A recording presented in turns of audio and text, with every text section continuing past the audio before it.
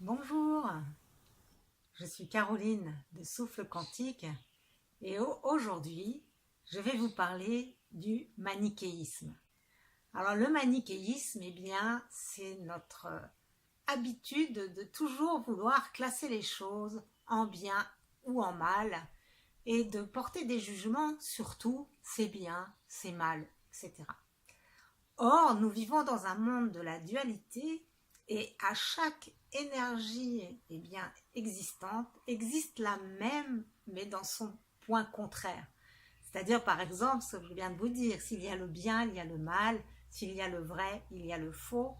Et bien, en passant notre temps à classer tout ce que nous ressentons, tout ce que nous voyons en beau, en laid, en bien, en mal, nous passons à côté de l'unité et nous créons beaucoup de conflits en nous parce que nous sommes nés avec absolument tous les archétypes des énergies possibles existent à l'intérieur de nous.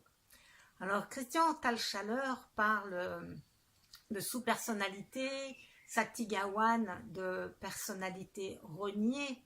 Quand nous refusons d'intégrer l'ensemble de ces polarités, et ces sous-personnalités reniées, eh bien, elles nous consomment en fait beaucoup d'énergie vitale qui du coup n'est pas disponible pour notre transformation et aussi pour vivre avec un plus grand espace de liberté à l'intérieur de nous.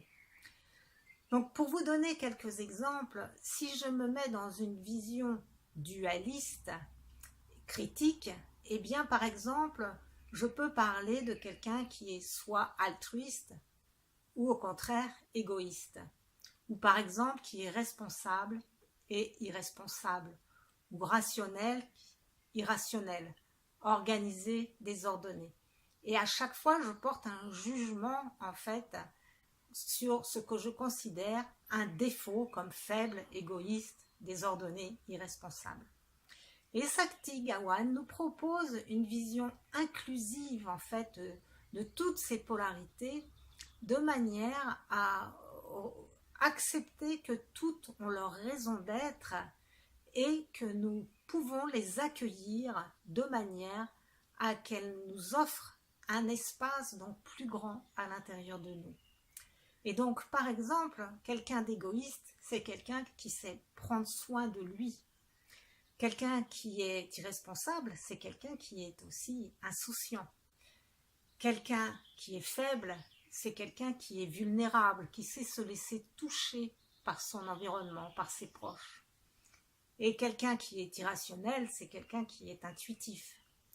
Donc à chaque fois, plutôt que de voir le défaut, nous pouvons mettre le curseur sur en fait la qualité à laquelle ce que nous voyons comme un défaut correspond. Et bien sûr, dans nos relations, les personnes qui vont le plus nous énerver, nous titiller, eh bien ce sont ces sous-personnalités que nous avons le plus reniées.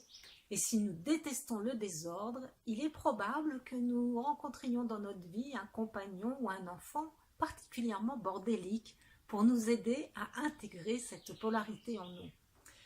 Donc en fait, à chaque fois que dans nos relations, il y a un aspect particulier d'une personne qui nous agace prodigieusement, eh bien c'est parce qu'elle est là comme professeur pour nous aider à reconnaître une qualité en nous que nous avons refusé d'intégrer jusqu'alors. Par exemple, si je suis très travailleuse et que je vis avec un soi-disant paresseux, eh bien ce paresseux est peut-être juste là pour me montrer que je pourrais moi aussi me détendre un peu de temps en temps. Ou que si je vis avec quelqu'un qui est fortement dans le contrôle, qui veut toujours tout contrôler, eh bien il est peut-être là pour me dire que structurer un peu plus ma vie m'apporterait peut-être plus de facilité, je gérerais peut-être mieux mes comptes, enfin voilà, les idées sont multipliables à l'infini et vous avez beaucoup d'exemples dans un livre qui s'appelle La prospérité véritable de Saktigawan qui aide vraiment à nous ouvrir sur tous ces champs multiples de polarité de manière à les intégrer à l'intérieur de nous pour vivre plus libre, plus détendu, plus vaste dans ce corps limité que nous sommes venus incarner. Merci beaucoup pour votre attention et votre écoute. Et si cette vidéo vous a plu, merci de la partager et de la liker. Je vous souhaite une magnifique journée ou soirée.